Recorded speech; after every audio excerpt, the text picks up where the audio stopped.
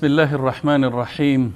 الحمد لله الواحد الأحد الفرد الصمد الذي لم يلد ولم يولد ولم يكن له كفوا أحد، والصلاة والسلام الأتمان الأكملان على سيدنا وحبيبنا محمد بن عبد الله وعلى آله وصحبه ومن والاه.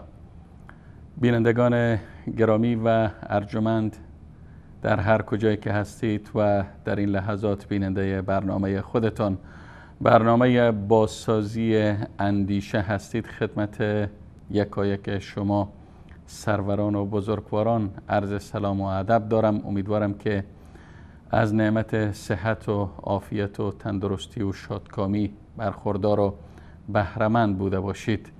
در خدمت شما هستیم با برنامه دیگری از سری برنامه‌های بازسازی اندیشه، همراه با جناب استاد عبدالرحمن فاتح که از طریق تماس تصویری با ما هستند. اگر جناب استاد فاتح صدای مرا دارین، من خدمت شما از طرف خود و بینندگان عزیز و گرامی عرض سلام و ادب و خوش آمدید دارم. علیکم السلام و رحمت الله و برکاته. بنده هم به خدمت شما استاد گرامی و تمام بینندگان عزیز و گرامی در هر گوشه از دنیا که هستند عرض سلام و ادب دارم و در خدمت شما استاد بزرگوار هستم. تشکر جناب استاد گرامی، استاد فاتح. خب بینندگان عزیز و گرامی، البته بحثمان پیرامون دینشناسی همچنان ادامه دارد و در برنامه گذشته پیرامون مصادر یا منابع دین نصرانیت صحبت هایی داشتیم و گفتیم که دین نصرانیت دو منبع و دو مصدر اصلی داره که یکی همانا کتاب مقدس هست و دیگر مجامع یا شوراهای نصرانیت. کتاب مقدس گفتیم که حاوی عهد قدیم و عهد جدید است که عهد قدیم شامل تورات و ملحقات آن میشه و عهد جدید اناجیل چهارگانه و اعمال رسولان و نامه های پولس و نامه یعقوب و پطرس و مکاشفه یوحنای لاهوتی را شامل میشه و در بر میگیره و گفتیم که اناجیل چهارگانه متضمن دعوت مسیح علیه السلام، تاریخ آن و دعوت شاگردان آن و همچنین تاریخ دعوت آنها و رسائل هست. و در برنامه گذشته البته به صورت گذرا به اناجیل چهارگانه و همچنین نامه های رسولان و نامه های پولس، اعمال رسولان و نامه های پولس و یعقوب و مکاشفه یوحنا پرداختیم و همچنین به صورت گذرا در ارتباط به مجامع یا شوراهای کلیسایی اشارات داشتیم و وعده نمودیم که در این برنامه به بررسی سندی اناجیل چهارگانه خواهیم پرداخت که آیا این اناجیل چهارگانه که به مؤلفان آن متی و مرقس و لوقا و یوحنا نسبت داده شده، این نسبت صحت دارد، درست هست یا خیر، یا اینکه سند در این رابطه وجود نداره.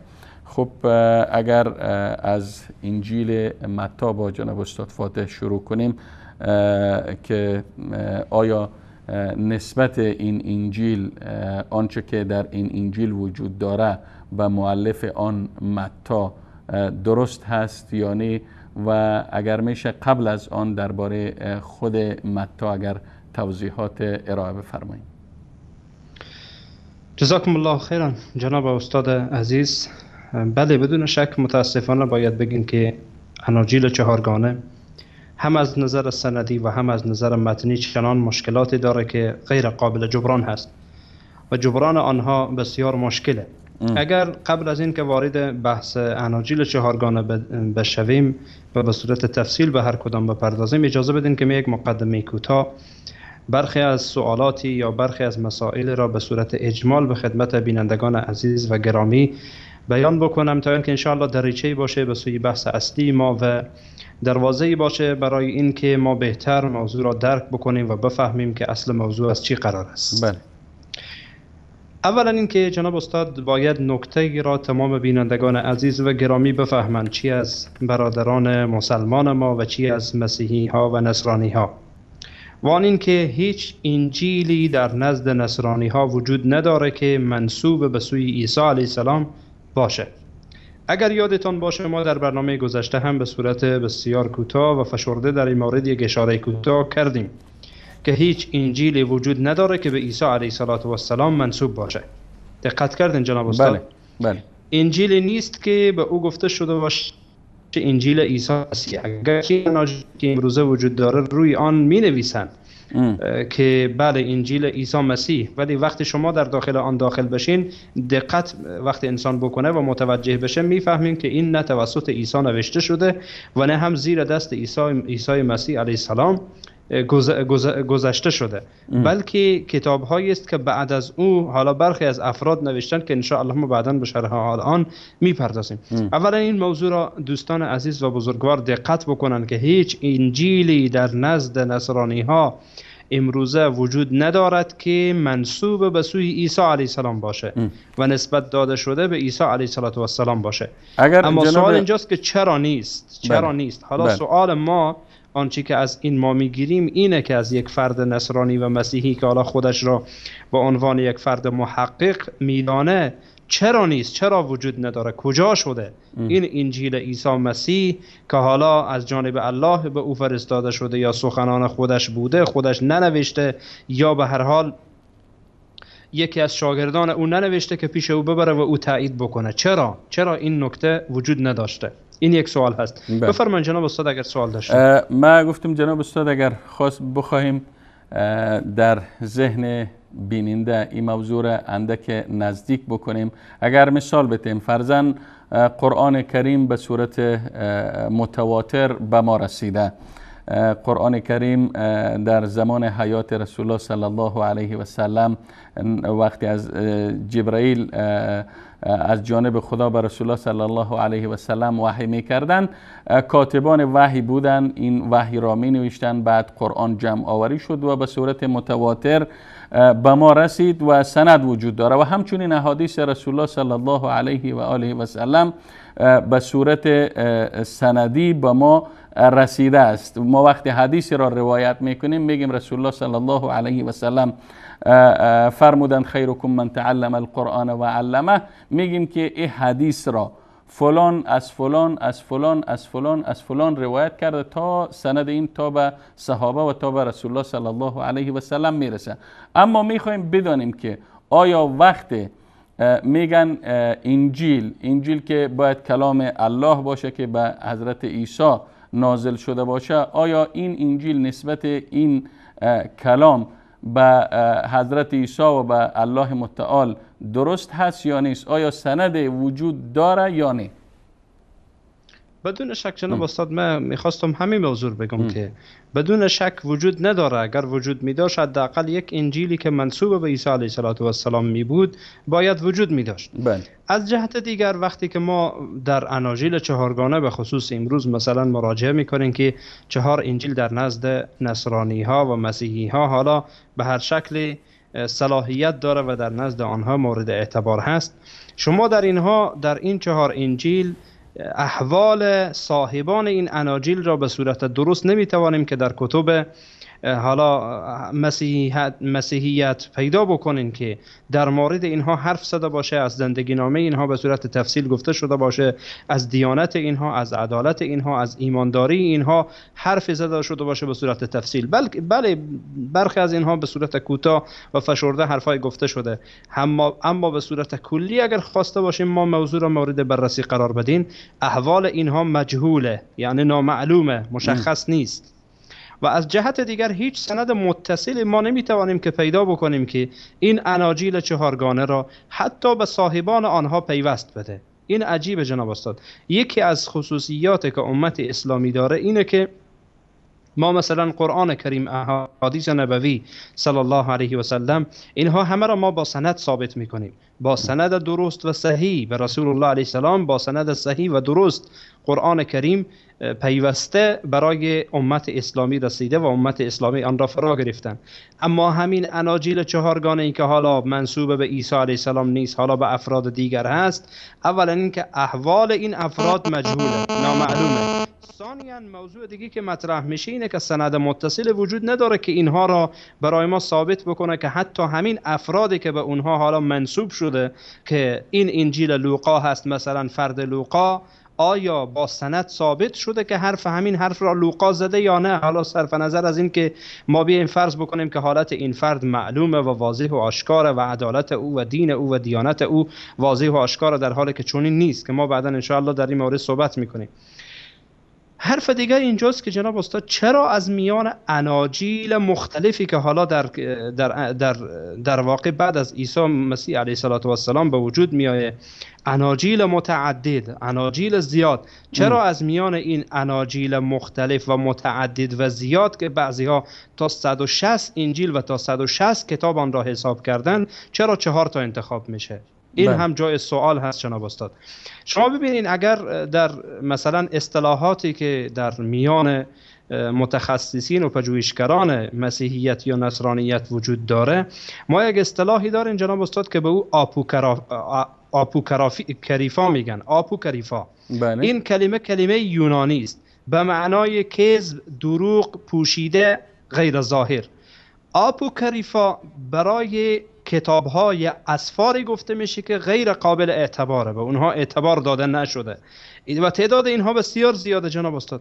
مثلا انجیل یعقوب داریم، انجیل متی دروغین دارین، انجیل یوسف نجار دارین، انجیل سعود مریم دارین، انجیل پتروس دارین، انجیل ناصریان دارین، انجیل عبرانیان دارین، انجیل فیلیپین دارین، انجیل حقیقت دارین، انجیل مصریان و الی آخر. اناجیل متعددی که وجود داشته در اون زمان که در حقیقت گفتیم در اصطلاح به او به زبان یونانی میگن آپوکریفا، یعنی کتابهایی که اینها ناشناخته شده و اینها بعدا رد صلاحیت شده. از طرف کین و رد صلاحیت شده؟ مثلا از طرف کشش های مسیحی. چرا رد صلاحیت شده من نمیدانم، شاید شما هم ندانید.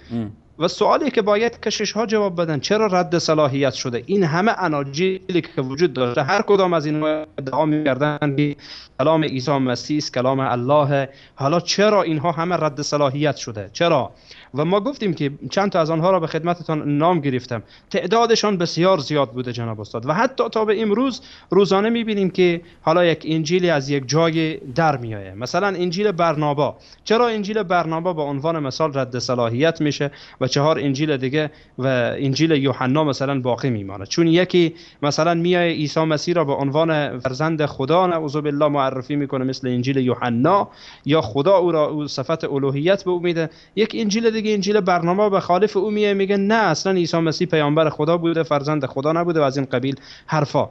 و میتونه که یعنی اسباب متعددی داشته باشه. اگر برای من مسلمان مثلا این سوال ارجاع بشه، جوابش برای من خیلی واضحه، خیلی آشکاره بار میگم که این کتاب ها تحریف شده، این کتاب ها دروغ بوده، اکثر اینها دروغه و اغلب اینها دروغه و اینها به عیسی مسیح علیه السلام نسبت داده شده. اما چرا کلیسا چرا یک قسمت را قبول میکنه و قسمت هایی را ترک میکنه و آنها را غیر قابل اعتبار میدانه و رد صلاحیت میکنه؟ جوابش اینه که واضحه. خب وقتی کلیسا بفهمه که به هر حال اینها به نفع او نیستن و نمیتونه در حقیقت در جامعه کلیسایی و در جامعه‌ای که خواسته باشه بر یک مردمی حکومت بکنه و درست آنها را به سوی راه مستقیم دعوت بکنه، نه بلکه بر راه باطل دعوت میکنه، چگونه میتونه که حقیقت را بپذیره و حقیقت را قبول بکنه؟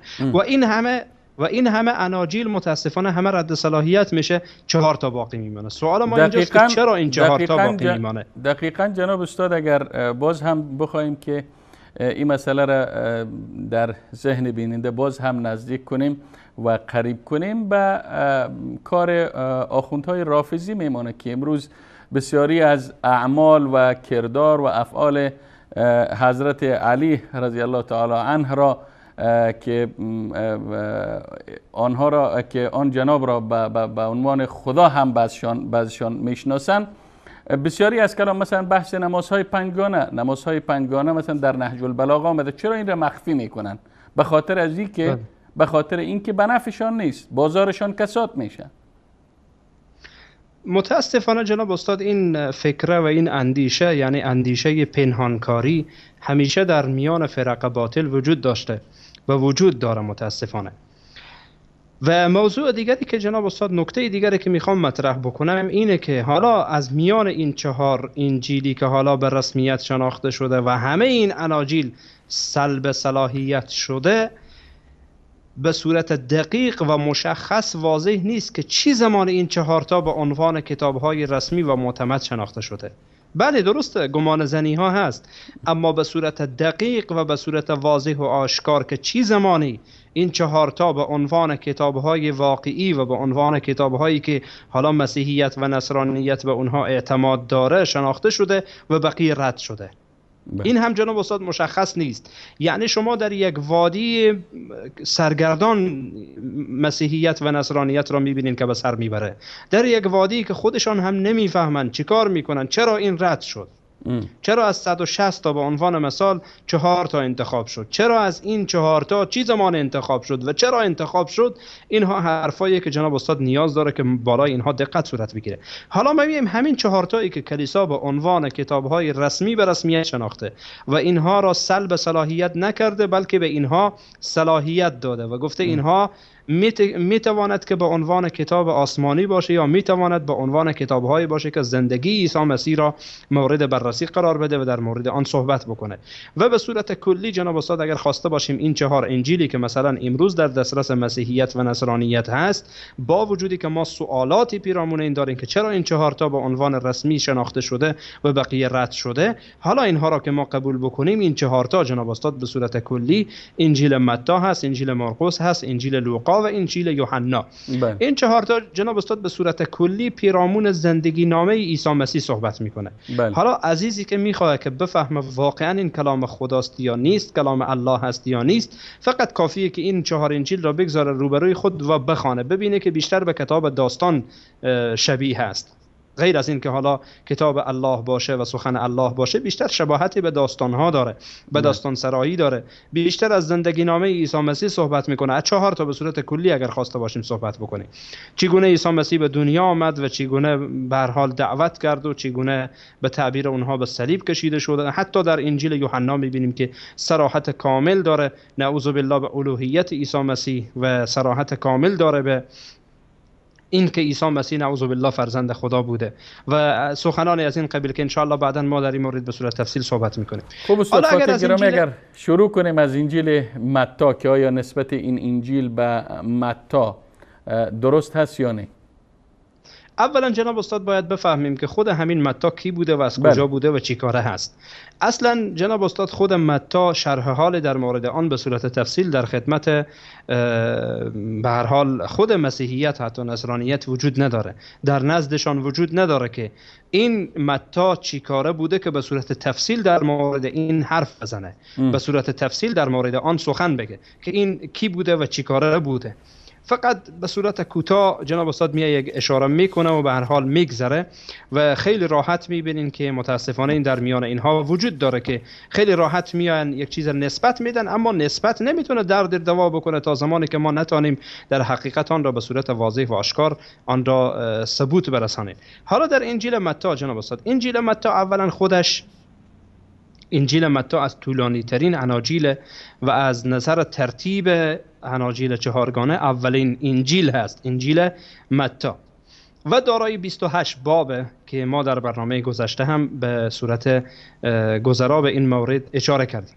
جناب استاد، حقیقتا نصرانی ها نمیتونن که این کتاب را، ثبوت این کتاب را و نسبت این کتاب را به متی حواری ثابت بکنن. یعنی نمیتونیم ما بگیم که این متی در حقیقت همان، یعنی صاحب این کتاب کسی که این کتاب را نوشته، انجیل متی را نوشته، همان متی حواری است. چون 12 شاگرد عیسی مسیح علیه السلام وقتی که در باب 10 انجیل متی حتی شرح میده، در همون انجیل نام متی هم هست در اونجا. جناب استاد، ما اگر خواسته باشیم که این انجیل را نسبتش را به متی ثابت بکنیم نمیتونیم.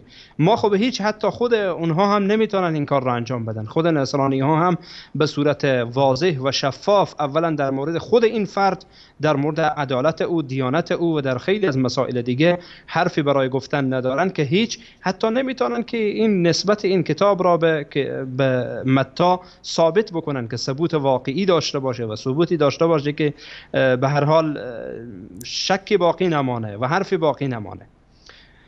بالاترین ثبوت اینها جناب استاد حرف پاپیاس هست. پاپیاس یک فرد است، اسقف است، در سال 130 میلادی حرفی داره که یکی فردی است به نام قیصری، حالا یکی از اسقف‌ها، یکی از کشیش‌های این هاست، در کتاب تاریخ و کنیسه میایه، کتاب عربی است، میایه این موضوع را نقل میکنه در صفحه 187. میگه که این فرد پاپیاس چی گفت که ان متی كتب الاقوال باللغه العبرانيه. بله. گفت متی این انجیل را و این کتاب را به لغت عبرانی نوشت. این را پاپیاس میگه. ثبوتشان بله پاپیاس میگه. در تاریخ فکر کنم نام کتابش تاریخ کلیساست، درست است؟ تاریخ کنیسه یا تاریخ کنیسه از اون نیست جناب استاد، یک کسی دیگه از قول اون نقل میکنه در اینجا. بله، یوساپیوس از اون نقل میکنه، از پاپیاس نقل میکنه. اصل کتاب از فرد دیگر است، از قیصری است. حالا جناب استاد، این حرفی که این پاپیاس میزنه حرف بی‌دلیلیه. اولا در سال 130 میلادی همچون حرفی میزنه، یعنی که به هر حال همین حرف که متی به هر حال به لغت عبرانی نوشت. خب که نوشت چی دردی را دوام میکنه؟ یعنی آیا این سند میتونه شد؟ این حرف میشه برای ثبوت. شما اولا ببینید جناب استاد، در اینجا برخی از مسائل موجوده که نیاز انسان دقت بکنه.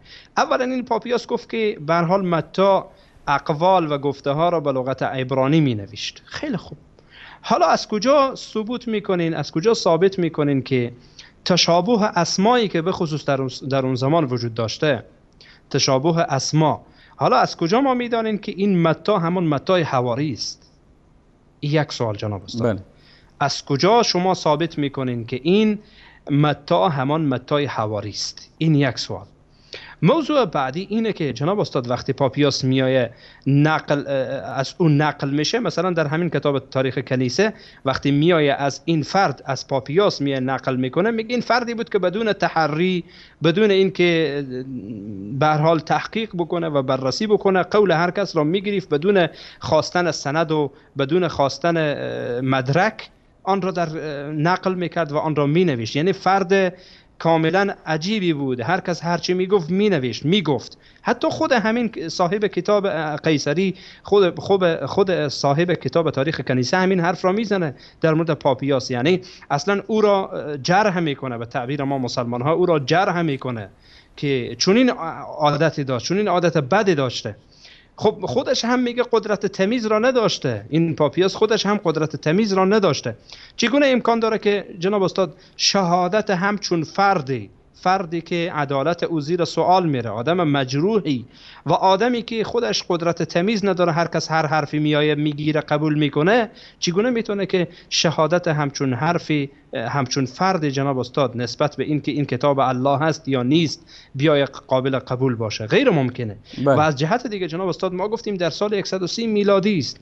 حالا در میان این پاپیاس و در میان متی، حالا فرض بکنیم که متی همان متی است که حواری است، حالا فرض بکنیم. بله جناب استاد در میان این واسطه وجود داره، در میان پاپیاس و متی در حقیقت واسطه وجود داره. واسطه این فرد کیست؟ معلوم نیست. یا واسطه های این فرد کیست؟ حالا این پاپیاس از کسی شنیده، این کس کیست؟ یا از افراد و از کسهای شنیده، این کسها و این افراد کی هستند؟ کجا هستند؟ شرح حالشان چیست؟ دیانتشان کجاست؟ عدالتشان کجاست؟ ضبطشان کجاست؟ این خب نمیشه همین که افواهی بعد از 100 سال 200 سال بیا یک فرد ادعا بکنه والله فلانی این گونه گفت. خب گفت که گفت، حالا از کجا گفت؟ تو که او را درک نکردی، ندیدی، چگونه این را فهمیدی؟ از کجا؟ مگه کسی برای تو گفت؟ کسی که اون گفت کی بود؟ چی کاره بود؟ این مسائلی که جناب استاد باید دقت بشه روی مثلا جناب استاد فاتح گرامی، ما در حدیث داریم وقتی میگیم فلان از فلان نقل میکنه، میریم زندگی نامه این فرد بررسی میکنیم که آیا این در همان عصری که استادش میزیسته، در همان عصری که از شخص روایت میکنه میزیسته و آیا در عین شهر بوده یا با او ملاقات کرده، و اینکه از نگاه عدالت و از نگاه راستگویی و دروغگویی در چه درجه قرار داره بررسی میکنیم. بعد از آن در ارتباط به صحت حدیث صحبت میشه. اما در این باره که آیا این پوپیاس آیا با متی هم عصر بوده، با او دیده یا ندیده، یا چی فاصله زمانی بین این دو وجود داره، معلوم نیست.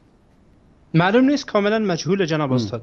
از جهت دیگر ما جناب استاد نمیتونیم که ثابت بکنین و حتی نصرانی ها خودشان نمیتونن ثابت بکنن و حتی دلایل وجود داره که این متی حواری نیست. بله این متی حواری نیست. اگرچه ادعا میشه که این متی همان متی حواری است که از جمله 12 شاگرد عیسی مسیح است، ولی آنچه که دلایل برای ما ثابت میکنه و قرائن وجود داره این است که برای ما ثابت میکنه که این متی اون متی نیست. بله. تشابه اسمی است. حالا این که به اون نسبت داده شده که این حرف جدا است که اگر نسبت داده شده خب یک نسبت دروغه، چون متی همچون کاری نکرده، همچون حرفی نزده، و یا اینکه تشابه اسمی یک فرد دیگری به نام متی. این متی که این موضوع را خطیرتر میکنه جناب استاد، موضوع را بدتر میکنه. مادامی که ما ثابت بکنیم که این انجیل متی صاحبش متی حواری نیست، این زمان بدتر میشه. چرا که باز میبینیم که اگر ثابت بشه که به عنوان مثال این متی همان عیسی فرزند شاگرد عیسی مسیح یا حواری عیسی مسیح است، به هر حال یک راه پیدا میشه. حالا وسایطی هم که در میان پاپیاس و میان متی بوده، حالا یک راه حل شاید برای آن بشه پیدا کرد. ولی مادامی که ثابت بشه که این متی اون متی نیست، حالا دیگه اینجا مشکل بالای مشکل دیگه میاد و ما با دلایل ثابت میکنیم که این متی اون متی نیست. از جمله از جمله ای که جناب استاد هیچ نصرانی ها این متی را، این انجیل متی را با سند ثابت نکرده اند که این سند به متی حواری برسه. این یک. و قول پاپیاس هیچ دلالتی بر این نمیکنه که این متی حواری باشه. این یک جناب استاد. اگر سندی وجود می داشت که می گفتن این متی همان متیست، ما هم قبول می کردیم. ولی مادامی که سندی وجود نداره، اتصال سندی به متی حواری وجود نداره، از کجا ما ثابت می کنین؟ او حوایی که نمیشه. باید یک دلیل وجود داشته باشه. این یک موضوع. موضوع بعدی جناب استاد همین قول پاپیاس است که میگه این متی چیکار میکرد؟ با زبان عبرانی مینوشت، در حالی که اجماع نصرانی هاست که این کتاب یعنی انجیل متی به زبان یونانی نوشته شده. به زبان یونانی نوشته شده که به هر حال این که بعداً ترجمه شده این را نمیفهمیم. حالا حرف ما اینجاست که جناب استاد این پاپیاس میگه با زبان عبرانی نوشته و اجماع نصرانی ها بر این است که این کتاب یونانی نوشته شده. پس دلالت میکنه که این متی، بله، این متی اون متی نیست. این متی حواری نیست. در ثانی جناب استاد اگر ادعا بشه که بله ترجمه شده، این عبرانی نوشته ولی به یونانی ترجمه شده. خیلی خوب، اگر ترجمه شده، حالا سوال ما اینجاست که مترجم آن کیه؟ چی کسی این کتاب را ترجمه کرده؟ و ترجمه، حالا این مترجم دیانت او چگونه بوده؟ صدق او چگونه بوده؟ آیا فهمی نسبت به دو لغت یونانی و عبرانی داشته که ترجمه کرده یا نداشته؟ حالا این سوالاتی که باز در پیرامون مترجم جمع میشه، در صورتی که ادعا بکنن که بله ترجمه شده، خیلی خوب ترجمه شده، بیاین مترجم معرفی بکنین که چی کسی این را ترجمه کرده. آیا ترجمه او دقیق بوده یا نه؟ یا نه مثل ترجمه که امروز میکنن، ترجمه فارسی یک رقم، ترجمه عربی یک رقم، ترجمه انگلیسی به شکل دیگریه. هر کس آمده برای خود یک ترجمه کرده. کتاب مقدس این گونه بوده. از طرف نمیشه دیگر که استاد فاتح گرامی به اعتراف خود نصرانی ها اولین بار وقتی این متی نوشته شده به زبان یونانی بوده. پس چطور میشه بگیم که از زبان عبرانی ما قبول کنیم که به زبان یونانی ترجمه شده، در حالی که به اعتراف خودشان این کتاب، این انجیل متی ابتدا به زبان یونانی نوشته شده؟ بله، در حالی که قول پاپیاس میگه عبرانی نوشته شده. بله. اون نه، اصل در اینه که اونها میگن یونانی نوشته شده. اجماعشون بر اینه که یونانی نوشته شده. نصرانی ها به این پاپیاس ادعا میکنه. بله، پاپیاس ادعا میکنه که اول متی به زبان عبرانی مینویشه. حالا این نوع تناقضه. پس ما ثابت میکنیم که این متی اون متی نیست. اگر هم که باشه کی ترجمه کرده اینجا؟ بله. با وجودی که اون پاپیاس میگه که این با زبان عبرانی می نوشته، با وجود از جهت دیگه میبینین که اجماع نصرانی ها اینه که این کتاب با زبان یونانی نوشته شده. لذا این عبرانی یونانی چی شد؟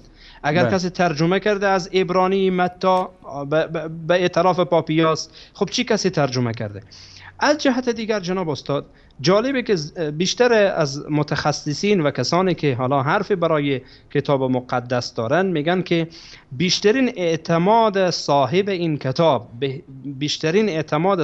کتاب یعنی کتاب متی، انجیل متی، بر انجیل مرقس بوده یا انجیل مرقس. هر دو درسته. حالا جناب استاد سوال اینجا پیش میاد که مرقس این خودش شاگرد پتروسه. مرقس خودش شاگرد پتروسه و ادعا میشه که متی که این کتاب را نوشته او صاحب اون خودش حواری است، شاگرد عیسی مسیح. عیسی مسیح درک کرده، عیسی مسیح را دریافته، با عیسی مسیح روزها و شبها بوده. چگونه ممکن است که شاگرد بدون واسطه عیسی مسیح اعتمادش بر شاگرد یکی از شاگردان عیسی مسیح باشه؟ عجیب. پس لذا ثابت میشه که جناب استاد این متی اون متی نیست. این متایی که به این کتاب را به اون نسبت میدن متی حواری و شاگرد عیسی مسیح نیست، که اینجا دیگه موضوع را خیلی خطرناکتر و بدتر میکنه متاسفانه، که یعنی راه را کاملا میبنده و راه کاملا بسته میشه دیگه، هیچ راهی وجود نداره. چی میگی حالا؟ این متی اون متی نیست، پس این کدام متی هست؟ حالا اگر میگفتیم متی شاگرد عیسی مسیح، خب همین مقدار هم حداقل کفایت میکرد که بگیم شاگرد عیسی مسیح است و شرحی در مورد دیانت او، در مورد شرح حال او وجود نداره که خیر. حالا که بگین این متی دیگری است، این متی دیگه کیست؟ فرزند کیست؟ از کجا بوده؟ در چی سال نوشته؟ شرح دیانت او چگونه بوده؟ آیا ایماندار بوده؟ نه بوده؟ یعنی جناب استاد متاسفانه بگیم که بلای دیگه به سر آنها نازل میشه، مادامی که ثابت بشه که این متی اون متی نیست که ما ثابت کردیم با دلیل. تشکر جناب استاد فاتح گرامی. پس از این بررسی شما، البته از خلال کتاب خود لوقا و از خلال کتاب‌های تاریخی خود نصرانیت واضح گردید که ادعای نصرانی ها که گویا متی، این انجیل متی که به متی نسبت داده می شود و متی از شاگردان عیسی علیه السلام بوده، ادعای بدون دلیل و ادعای بدون حجت است و از باب تخمین این حرف زده شده. پس تخمین نمیتونه که ما بیاییم کتاب را نسبت بتیم به فرد و این کتاب قانون ما باشه و از او تشریع خود بگیریم، در حالی که ثبوت این کتاب و نسبت این کتاب به فردی که به نام متی است بدون دلیل است، بدون حجت است و حتی خود این که این متی شاگرد عیسی بوده، خود این سوال برانگیز است و تا حال این موضوع خودش حل نشده به خودی خود. بله کاملا درسته جناب استاد، تشکر کاملا استاد. واضح و آشکاره. استاد فاتح گرامی اگر اجازه بدیم به اجازه شما و بیننده های عزیز و گرامی یک میان برنامه را میبینیم. پس از این میان برنامه انشاءالله باز هم با ادامه موضوع که البته بررسی سندی اناجیل چهارگانه است در خدمت شما عزیزان و بزرگواران خواهیم بود. راه وصال. اگر خواهان رب ذوالجلالی و یا که در پی راه وصالی، بیا سوی خدا هر کس که هستی. اگر تو سائلی یا بی سؤالی، تو مسکینی به درگاه خداوند، اگرچه صاحب دنیا و مالی. نظر دارد خدا بر قلب انسان، نگیرد دوست هر صاحب جمالی.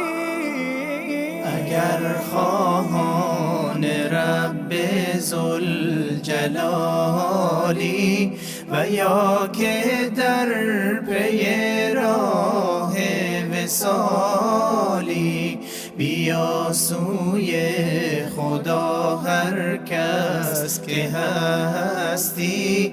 اگر تو سائلی یا بی سؤالی، بیا ای تشنه سوی چشمه دین. اگر تو در پی آب زلالی، بده قربانی از بهر خدایت. اگر خواهان ایمان و کمالی، بیا ای تشنه سوی چشمه دین. اگر تو در پی آب زلالی، بده قربانی از بهر خدایت. اگر خواهان ایمان و کمالی.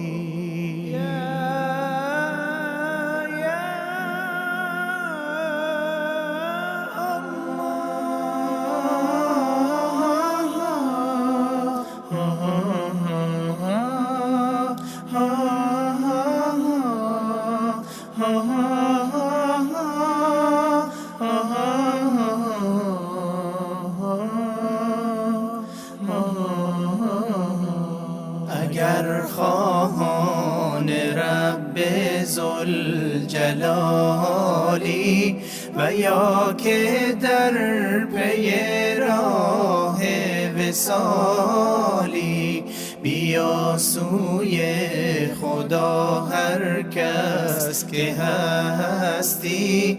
اگر تو سائلی یا بی سؤالی، اگر تو سائلی یا بی سؤالی.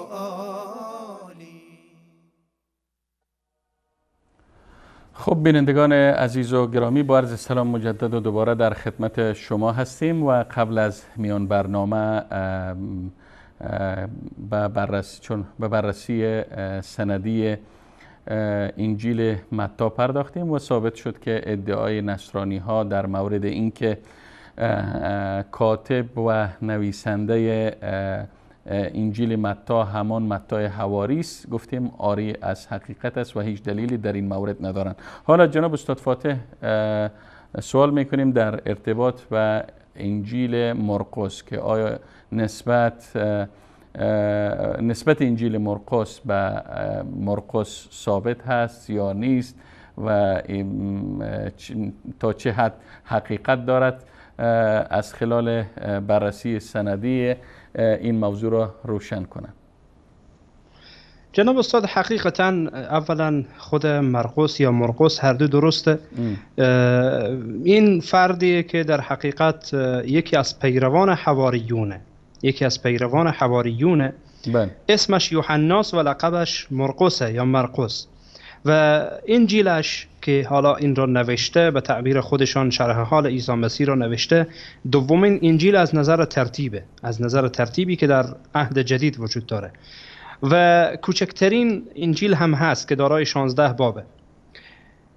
حالا گفتیم که بر اساس گفته خود نصرانی ها مرقس یکی از پیروان حواریونه و معلوماتی که در مورد این فرد داده شده بسیار اندک و کمه و آنچه که در مورد این فرد آمده مثلا در رسائل بیشتر به این فرد اشاره شده این است که این رفیق پولس بوده و همچنین رفیق برنابا بوده و گفته میشه که شاگرد پتروس بوده و در برخی از رسائل پولس اسم از این نفر آمده ولی شرح حالی از اون نیامده.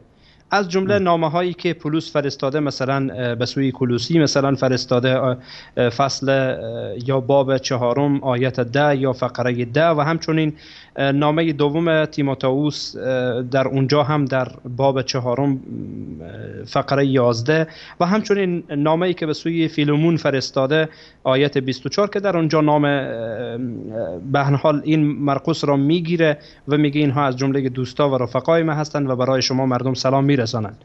حالا چیزی که در اونجا آمده در خود این نامه ها آمده، جناب استاد نام او همراه پتروس آمده و عنوان مثال اگر اجازه بدین من این اول پتروس را به خدمتتان فقط یک کم کوتاه بخوانم که در این نامه هایی که پتروس داشته اول پتروس به عنوان مثال اینجا می آید، میگه که در باب 5 فقره 13 میگه اعضای کلیسای ما در شهر روم که مانند شما برگزیده خدا هستند به شما سلام میرسانند. پسرم مرقس نیز سلام میرساند. یعنی منظور این است که این شاگرد پتروس بوده جناب استاد، این خود مرقس شاگرد پتروس بوده. بله جناب استاد البته در اینجا یک نکته خوب است که قابل یادآوری وانین که این مرقس غیر از مرقسیه که خواهرزاده برناباست، چون گفته میشه که در اون زمان 4 مرقس وجود داشته که با این نام بودن، با این نام. یکی از این مرقس ها خواهرزاده برناباست که یکی از حواریونه، برنابا خودش. و گفته میشه حالا دلایل وجود نداره، بعضی ها میگن نه این مرقسی که شما میگن شرح حال نداره، نه اون نیست بلکه این مرقس خواهرزاده برناباست. هیچ دلیلی وجود نداره که این مرقس برنابا باشه، هیچ دلیلی وجود نداره که خواهرزاده برنابا باشه، بلکه همان مرقسی است که شرح حال از اون در دسترس وجود نداره جناب استاد. حالا حرف ما اینجاست جناب استاد که این با وجودی که ثابت بشه نسبت این انجیل به سوی این مرقس ثابت بشه، شرح حال درستی از این مرقس در دسترس ما نیست جناب استاد و در دسترس نصرانی ها وجود نداره که این فرد چیکاره بوده، دیانت چیگونه بوده. همین که خلاص پیروان یکی از به هر حال حواریون شد مشکل رو حل میکنه. خب مشکل رو حل نمیکنه، به این مشکل ساخته، به این مشکل در حقیقت جناب استاد درد دوانه میشه. نیاز داره که به صورت تفصیل در مورد این فرد آشنایی ما می داشتیم که این فرد چیکاره بوده، چیگونه این کتاب را نوشته. بعد از آن برای ما ثابت میشد که واقعا این نسبت درست هست یا نیست. اگرچه بعضی ها تلاش کردن جناب استاد که ثابت بکنن که بله، از جمله همان شهادتی که مثلا پاپیاس داره جناب استاد در این مورد هم داره، مثل که در مورد متی داشته و ما گفتیم که اون خود اون فرد مطعون مورد طعن قرار گرفته. خود پاپیاس قابل اعتبار نیست، هر حرفی را قبول میکرده بدون اینکه بررسی بکنه، بدون اینکه موضوع را بفهمه. خودش هم قدرت تمیز را نداشته، همین که شهادت داد که نمیشه که ما قبول بکنیم که بله مرقس همان مرقس اولا و بعد از آن هم بگیم که بله این انجیل را هم او نوشته و این کتاب را هم او نوشته. جناب استاد نیاز داره که ما سند صحیح و درستی داشته باشیم که ثابت بکنین، حالا ما نه بلکه نصرانی ها ثابت بکنن که این انجیل با سند صحیح و متصل به مرقس رسیده و این مرقس را ثابت بکنن که حالا یکی از پیروان شاگردان عیسی مسیح بوده، این را نوشته. بر چی اساس نوشته؟ از پیش خود، از هوای نفس خود نوشته. چگونه این را نوشته و شرح حال خود این مرقس چی هست؟ این مرقس چی کاره بوده غیر از این که حالا به هر حال اسمایی از او گفته شده که این هم همراه برنابا و همراه پولس بوده. از کجا معلوم که مثل پولس یک آدم خائن و خیانتکار نبوده باشه که ما بعدا ان شاء الله این پولس رسول را هم به تعبیر نصرانی ها ثابت خواهیم کرد که یک آدم خائن و یک آدم مزوری بوده متاسفانه. این جناب استاد شرح حال است در مورد این کتاب انجیل مرقس که واقعا خیلی خطرناک و خنده‌دار هست متاسفانه. یعنی عجیب است جناب استاد که یک فردی که در ارتباط به عدالتش و در ارتباط به صدقش خودش مجروح هست و مطعون هست و دروغگو و ضعیف هست، اون شخص بیاید در باره یکی از مؤلفان اناجیل چهارگانه نصرانی ها بیای شهادت بده. پس چطور میشه که شهادت دروغگو را بپذیریم؟ بله جناب استاد، بدون شک نمیشه همچون فردی که خودش مطعون بیم شهادت او را در حق همچون فرد دیگری بپذیریم که اون فرد هم مشخصی نیست و مجهول است و نامعلوم. جناب استاد میم در انجیل لوقا، لوقا سومین انجیل از نظر ترتیبی که در کتاب مقدسه و این کتاب دارای 24 باب هست. میگن که این کاتب این کتاب یعنی لوقا خودش اول بت پرست بوده، اما بعد از اینکه عیسی مسیح بعد از رفع عیسی مسیح یعنی بعد از اینکه عیسی مسیح رفع میشه و بالا برده میشه بعد ایمان میاره و حالا به تعبیر اونها بعد از اینکه صلب میشه ایمان میاره و رفیق پولس هم هست جناب استاد. عجیب. و پولس نیز در 3 جا از این با عنوان رفیق خود یاد میکنه، از جمله نامه‌های پولس به سوی کولوسی که همان باب 4 فقره 14 هست و همچنین دوم تیموتائوس باب 4 آیت یا فقره 11 و همچنین به سوی فیلمون که قبلا هم خواندم به خدمتتان آیه 24 یا فقره 24.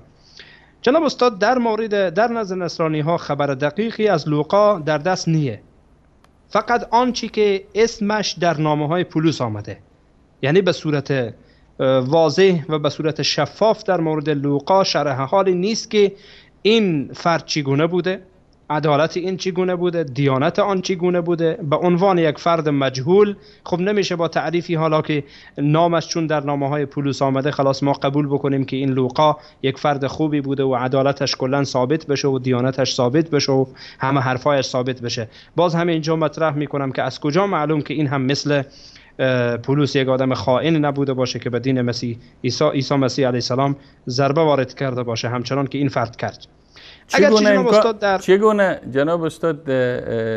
چگونه امکان داره که فرد شاگرد یا رفیق فرد خیانتکار باشه و در صدق از او و در عدالت از او طعن نباشه یا جرح وارد نباشه؟ هیچ امکان نداره. وقتی تو رفیق یک انسان دروغگو و یک انسان خیانتکار هستی حتما در تو هم عین صفات وجود داره. والا جناب استاد اگر خواسته باشیم یعنی به صورت کلی این موضوع را حکم بکنین کمی مشکله، ولی حرفتان تا اینجا بسیار دقیق هست که بله یعنی رفیقی که این گونه باشه حالا رفیقی که پولس باشه از لوقا دیگه چی انتظار میشه کرد و چی انتظار میشه رفت. لذا حالا جناب استاد این فرد هم این لوقا که حالا خودش را صاحب این کتاب میدانه، صاحب انجیل متی میدانه و حتی اعمال رسولان هم به دست این لوقا نوشته شده جناب استاد. عجیب. حالا ثابت بشه، حالا بیاین دیانت این نفر را ثابت بکنه. لوقا آدم خوبی بوده، آدم نیکی بوده، از ایمانداران بوده و حالا از افرادی بوده که در حقیقت مثل حواریون برای دعوت به سوی عیسی مسیح یا دعوت به سوی دین عیسی مسیح دعوت میکرده. خیلی خوب، تنازل میکنیم، بسیار خوب. با وجود این که هیچ شرح حالی از این نفر نیست، حالا قبول کردین که لوقا بسیار آدم خوب، آدم پسندیده، همه خوبی ها را داره. یک سند نشان بدین که اتصال سند داشته باشه که این کتاب لوقا نسبتی به لوقا داره. بیاین ثابت بکنین این انجیل لوقایی که شما میگین، انجیل لوقایی که میگین اون نوشته، بیاین ثابت بکنین که این انجیل یک نسبتی به لوقا داره. چه رسد به این که نسبت آن به عیسی علیه السلام درست باشه؟ بله جناب استاد، جالب. چند وقت پیش یک مقاله می‌خواندم از یکی از مسیحی ها، یکی از کشیش‌های مسیحی، به زبان فارسی نوشته بود. میگفت کسانی که ادعا میکنن که عهد جدید تحریف شده چی دلیلی دارن؟ چی دلیلی دارن؟ حالا ما از این نفر میپرسیم، افرادی که مثل اینن، شما چی دلیل دارین؟ بیاین ثابت بکنین بابا جان، ما اصلا بیاین که ما قبول بکنیم که همین کتاب تحریف نشده. بله. شما اصلا بیاین نسبت این کتاب ها را، نسبت صاحب این کتاب ها را به این کتاب ها ثابت کنین تا اینکه به هر حال ما قبول بکنیم که کتاب شما تحریف نشده و دست نخورده و دست مورد دستبرد و دستخوش دیگران قرار نگرفته. لذا جناب استاد، این کتاب لوقا، حالا ما قبول بکنیم که لوقا آدم خوبی بوده، از کجا میتونین ثابت بکنین که نسبت این به عیسی مسیح، نسبت این به این کتاب، حالا که انجیل لوقا هست، درسته؟ با کدام سند، با کدام مدرک؟ این مدرک و این سند را پیش کنید تا ما هم بفهمیم. تنها با یک مقدمه‌ای که در سال 160 میان 160 و 180 نوشته شده که نمیشه انسان اعتماد بکنه. شخصی آمده 100 سال بعد از اون مثلا مقدمه نوشته، گفته والله این کتاب نسبتش به لوقا هست، لوقا این را نوشته. از کجا گفته؟ هوایی که نمیشه.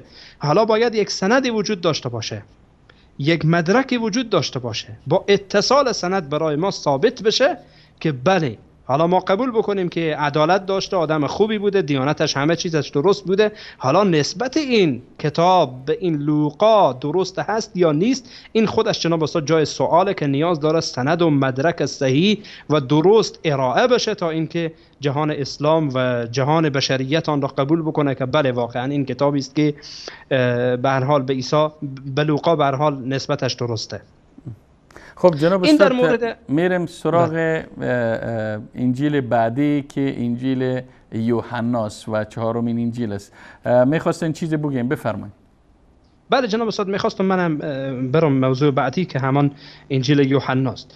انجیل یوحنا جناب استاد 4مین انجیل از نظر ترتیبی که در کتاب مقدسه و این انجیل جناب استاد دارای 21 بابه و جالب برخی از خصوصیات این انجیل با دیگر اناجیل سگانه داره، از جمله این که این انجیل بیشتر روی الوهیت عیسی مسیح و این که عیسی مسیح فرزند خداست نعوذ بالله تأکید داره.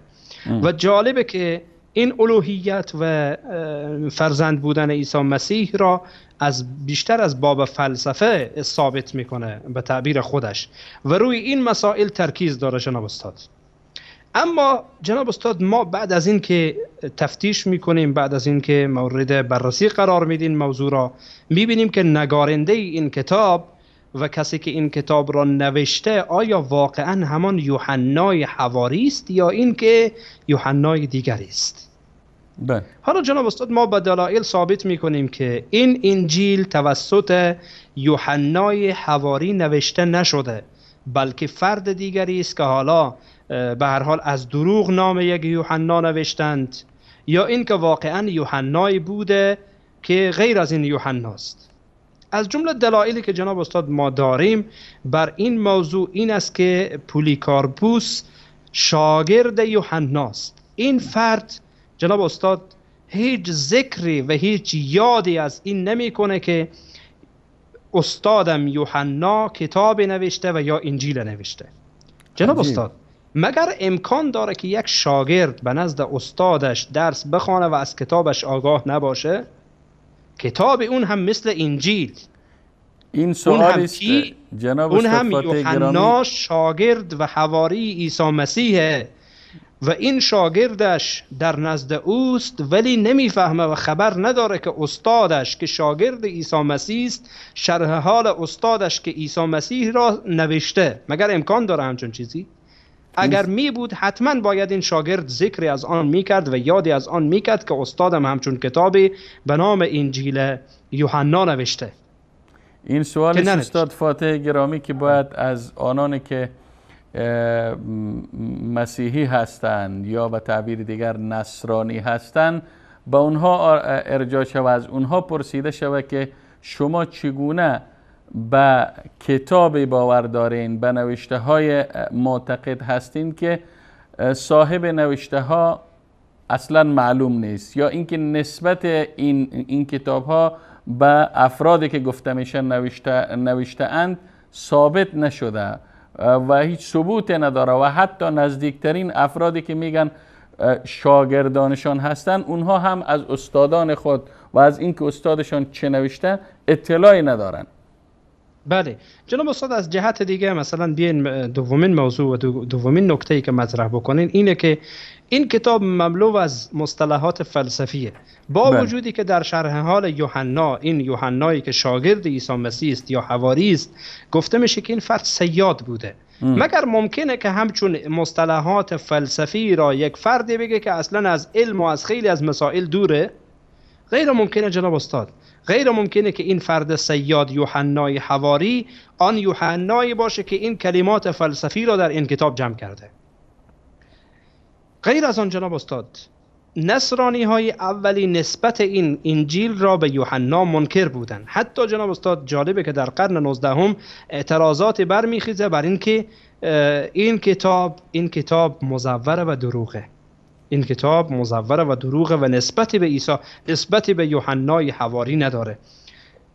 از جمله آنچه در دایره المعارف فرانسوی یا فرانسی جناب استاد در اونجا ذکر میشه که بیش از 500 عالم نصرانی بر نوشتن این کتاب جمع شدن و نوشتن همین حرف را میزنه و متنش در عربی موجوده که همین حرف را میزنه که بله این مزوره و دروغه، هیچ نسبتی به یوحنایی که آن حواریس نداره و این دروغه که بر او نسبت داده شده. لذا جناب استاد ما چگونه میتوانیم اولا اثبات بکنیم؟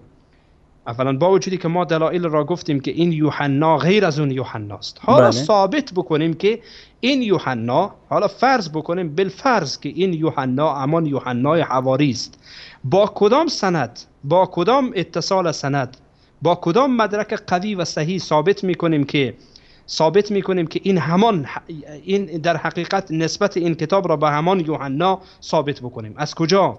کدام مدرکی وجود داره؟ کدام اتصال سندی وجود داره؟ کدام شهادتی وجود داره؟ وجود داره که این کتاب فعلی که به نام انجیل یوحنا هست با آن یوحنای حواری نسبتش در کجاست؟ سندش در کجاست؟ مدرک صحیحش در کجاست؟ جناب استاد لذا مادامی که چنین است، مادامی که از یک جهت گفتیم که این اون یوحنا نیست، حالا فرض بکنیم که همان یوحناست، از کجا و با کدام مدرک ما ثابت میکنیم؟ کدام سندی وجود داره که به همان یوحنا این را برسانه و ثابت بکنه که بله این همان یوحناست؟ جناب استاد میبینیم که مشکل بالای مشکل. حالا با وجودی که جناب استاد ما صحبت کردیم، ببینید شما انجیل متی ثبوتش درست نیست، انجیل مرقس ثبوتش درست نیست، یا اگر درست باشه مرقس شرح حالش نیست، وجود نداره، نمیفهمیم. غیر از این که در رسائل پولس آمده، حالا یک ذکری از او شده، دیگه به صورت تفصیل در مورد آن صحبت نکرده. و همچنین جناب استاد شما ببینید مثلا در اعمال رسولان بیشتر پیرامون پولس و بیشتر در مسائل پتروس صحبت میکنه، شرح حال از اینها نداره.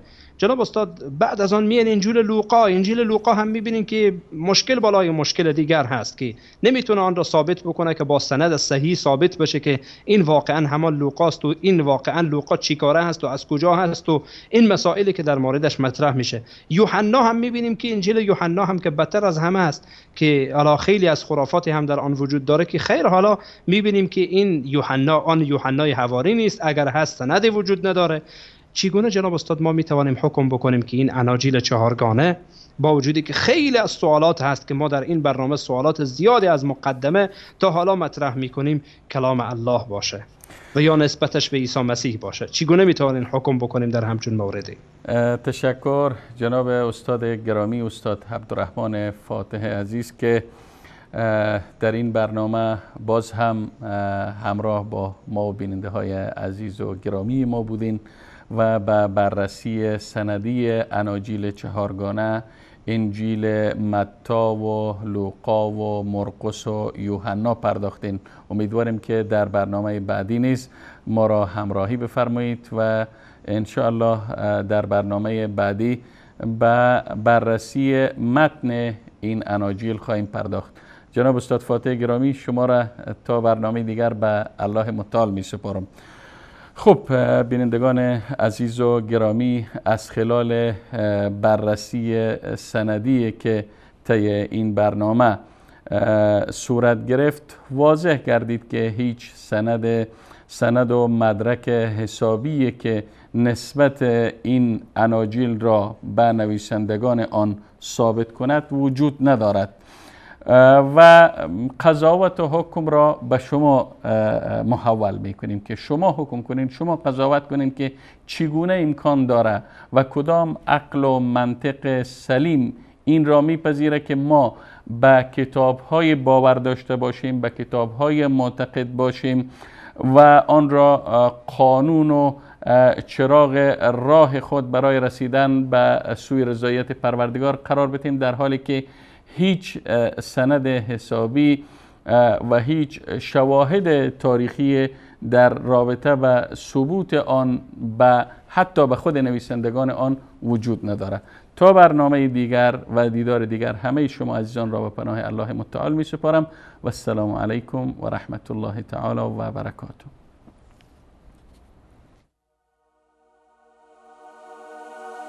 Hey